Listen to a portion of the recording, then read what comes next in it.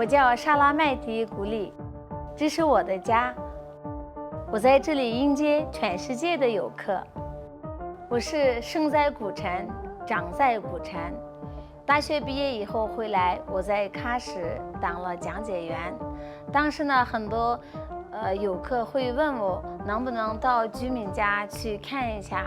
本来是我们新疆人呢是非常热情好客，所以我把我的家改成了民宿。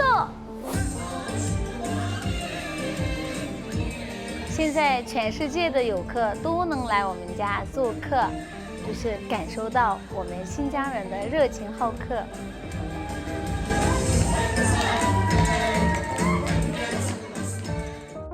我们家太热闹了。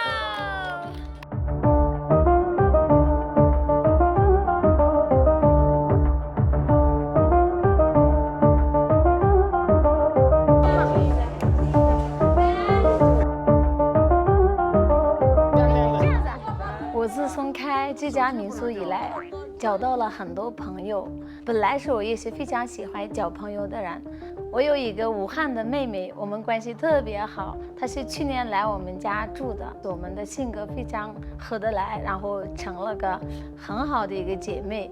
然后今年呢，她又来了，住了5天。然后呢，今天呢，我们跟她约好了，冬天呢，我带爷爷去武汉玩。然后明年呢，我们已经约好一起相聚我们家。